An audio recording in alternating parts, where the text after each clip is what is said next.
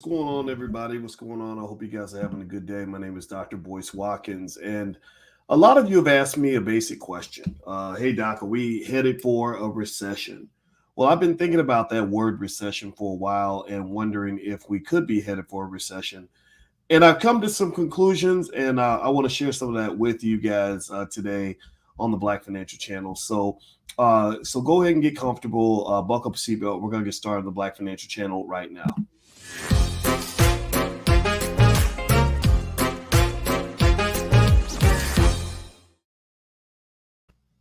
Hey, what's going on, guys? Welcome to the Black Financial Channel. That's theblackfinancialchannel.com. My name is Dr. Boyce Watkins. I'm your friendly neighborhood finance professor. On the Black Financial Channel, we talk about Black wealth and Black economics every day, sometimes as much as 10 times a day, under one condition. The condition is that we are Black first. There's nothing wrong with being Black. You should be proud to be Black, and you want to raise healthy, intelligent Black children. If you agree with that philosophy, we call it the B1 philosophy. Put a hashtag B and the number one in the chat, hashtag B1. Hello, Chase Gordon, Mike Jones, Des the Hebrew, Ty Tomlitz. I see you. I see you. And I see everybody on Instagram. You can follow us on Instagram at the Black Financial Channel. So everybody go to Instagram and find the Black Financial Channel on Instagram. Hit the thumbs up button, subscribe, all that. Let's get it cracking. How many of you, give me a yes or no in the chat. How many of you think that we could be headed to a recession? How many of you suspected on your own, just on your own volition, just in terms of the information you've been taking in, that we could be headed to a recession, a depression, or something worse, a crash, a bubble bursting? How many of you already kind of feel a little bit nervous about that? Give me a yes or no in the chat. All right, so let's see. What was the first yes? I saw a yes. There we go. Shavante says yes, and I see some other yeses in here. All right, so here's the deal. Jeremy Carson, who also said yes, and a few others. I'm going to tell you that, just to give you the short version of this, based on research I've been doing, I believe there's going to be a recession. There is probably going to be a recession, and let me tell you why there's going to be a recession. I got to give you just a tiny bit of background so you can understand where this logic comes from. The Federal Reserve right now, and you've heard me talk about this on this channel, the Federal Reserve is in the middle of what they call a tightening cycle. Tightening is when they increase interest rates. They have something called the federal funds rate, which is basically, think of it like a water faucet. When you turn the faucet on, water's coming out. Money is called liquidity. So it's like you turn on the faucet, liquidity, the water's just flowing out.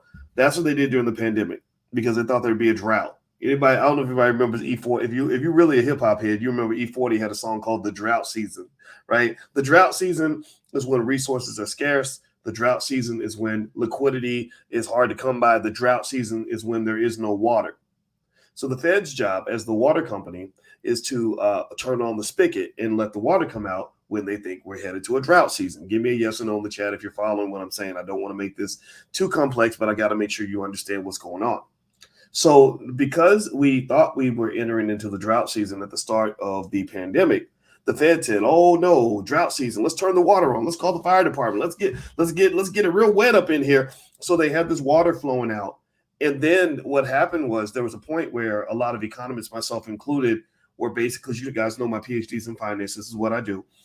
We were all kind of saying, like, okay, it's not really a drought season, dude. You don't have to keep on pouring water in the fire. So imagine you think somebody said that they think the house is burning down.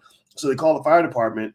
Everybody's spraying water everywhere. And then you say, wait a minute, there is no fire. There is no fire. In fact, the baby's drowning now because you got too much water. Now you got a flood. Now you have a flood, right? And so basically the Fed flooded the economy with so much liquidity that it caused a lot of just unexpected problems. Somewhat expected.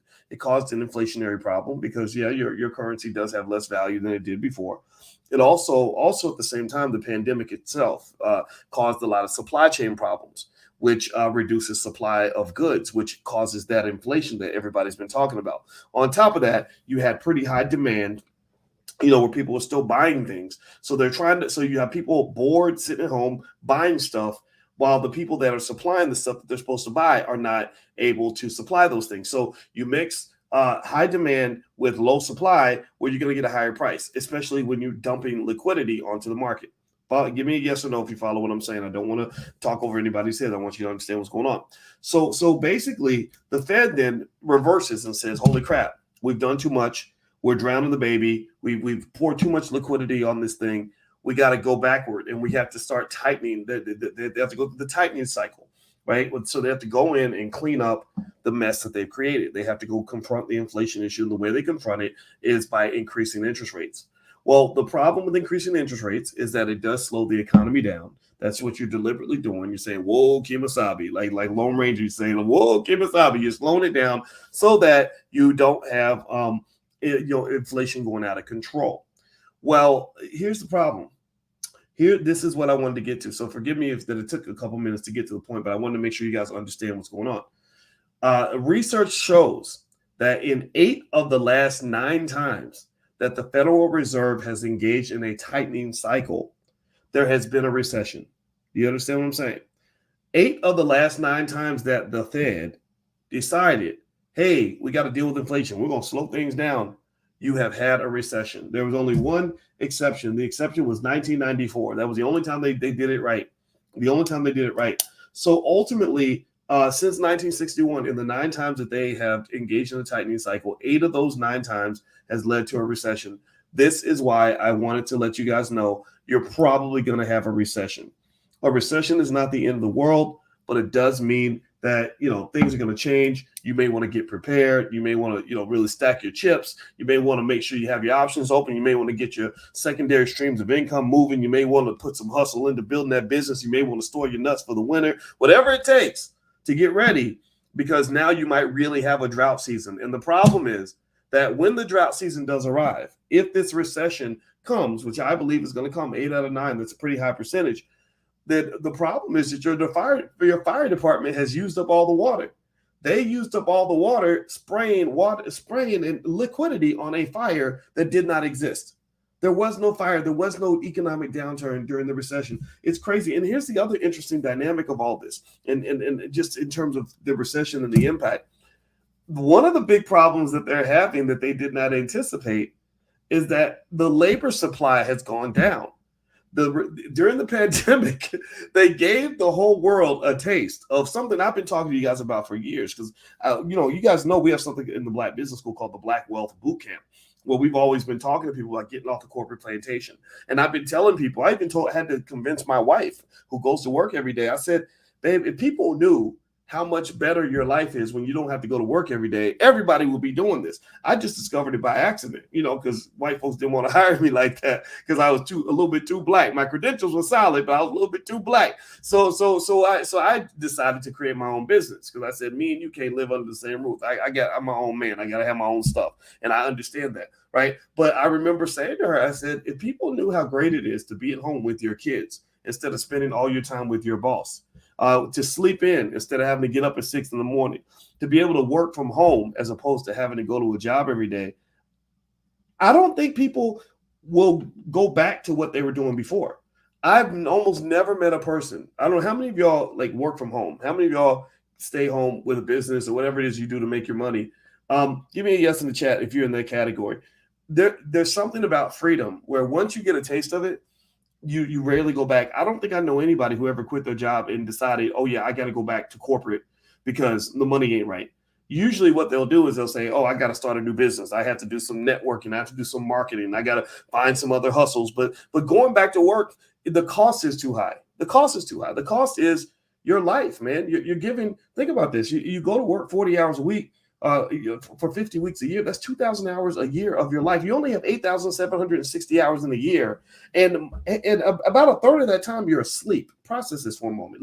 Let me do some little math right quick. I don't know if y'all heard this from anybody else, but I'm going to give you a little bit of insight into the mind of Boyce Watkins, like how I think, right? I was like, okay, there's 8,760 hours in a year. About 2,800 of those hours you're asleep. So you have about 6,000 hours a year that are yours. A third of those hours are spent at your damn job.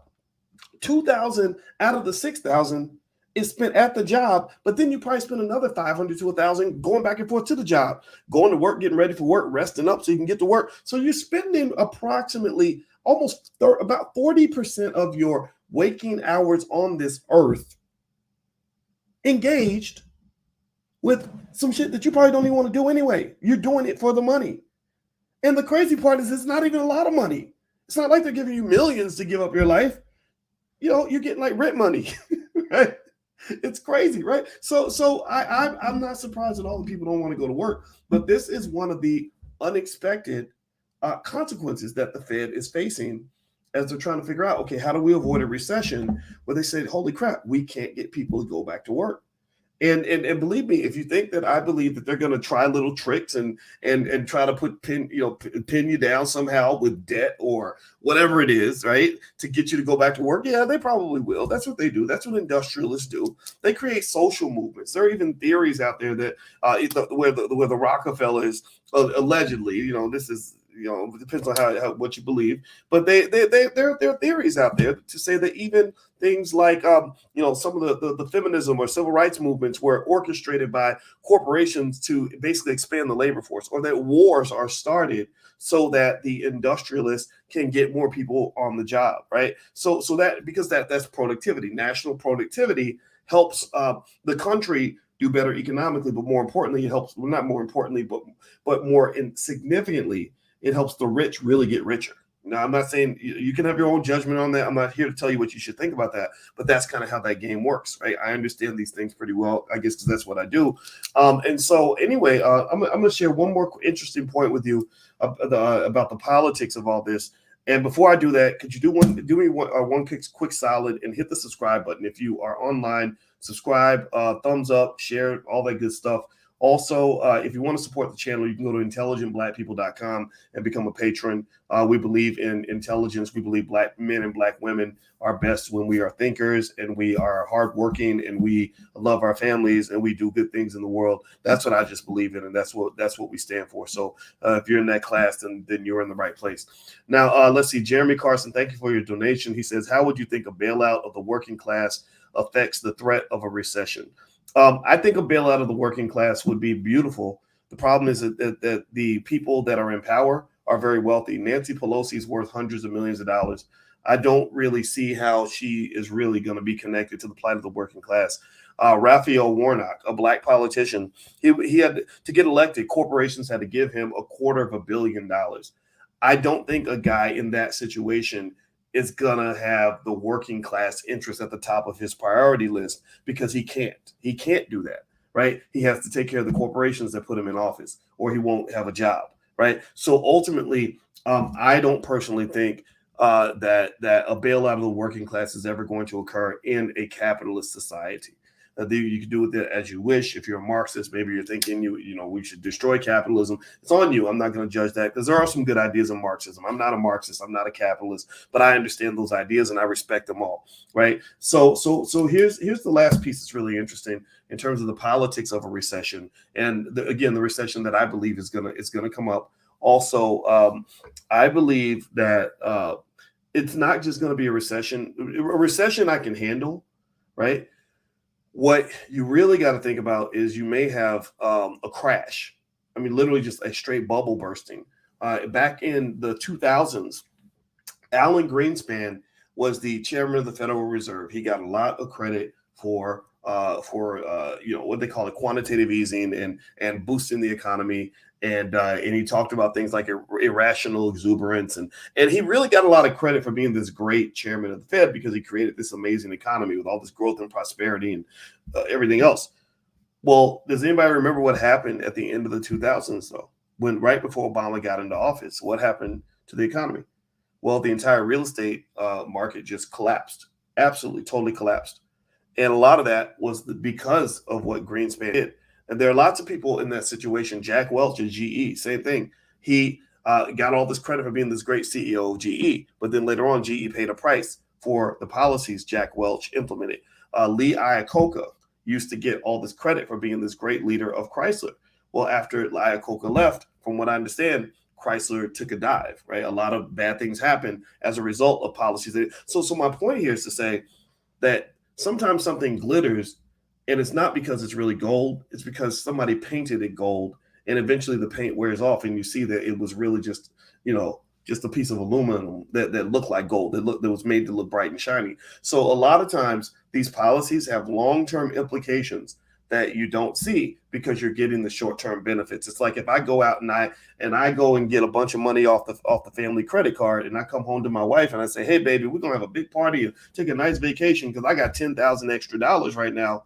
Well, later on that bill is coming. That bill is coming. And in America, you have a lot of this happening because your politicians are only thinking about getting reelected. They're not really thinking about the long-term implications of America.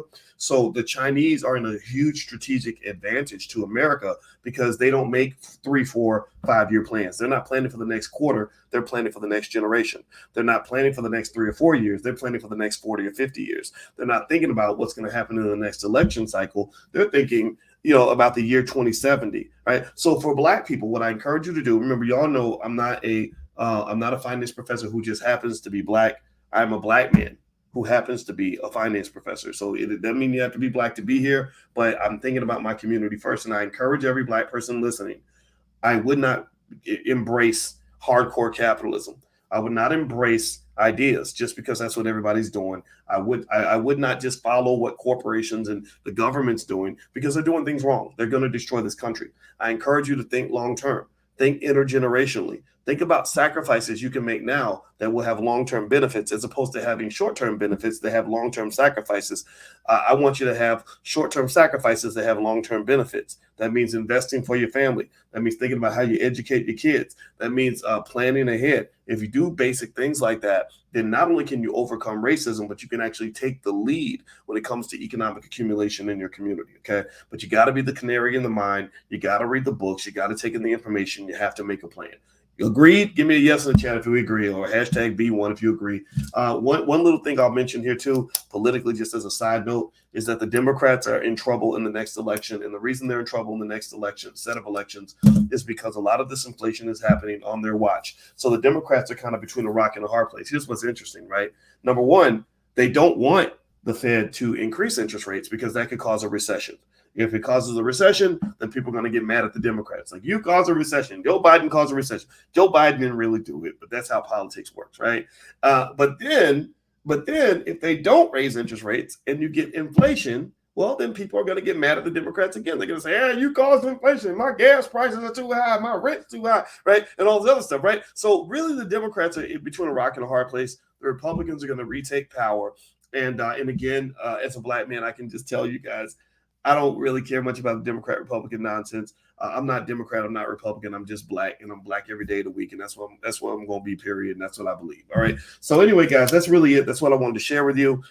Get ready. If the recession comes, the world's not coming to an end. Maybe you can buy some stocks cheap. Just get ready. Store your nuts for the winter. Keep investing consistently. Everything's going to be great. So thank you, Black Barbie, for your donation, by the way. I appreciate it. And also, a reminder, the Black Business School is doing a mastermind on NFT investing. If you've ever been fascinated about NFTs, Tiala Kid and her whole family, they're all investing in NFTs and they're making a ton of money. And she was really talking to me about a lot of interesting things like airdrops and money that people are making from the creation of NFTs, buying and selling, all this other stuff. So if that's of interest to you, if that's something you want to dig into and get involved with in a group collective with accountability and everything else, then feel free to go to BoyceWatkins.com. We start tonight at 8 o'clock. So you can go to BoyceWatkins.com, just look for the NFT Mastermind. It's right there at the top, and you can join us and get started. Classes begin tonight.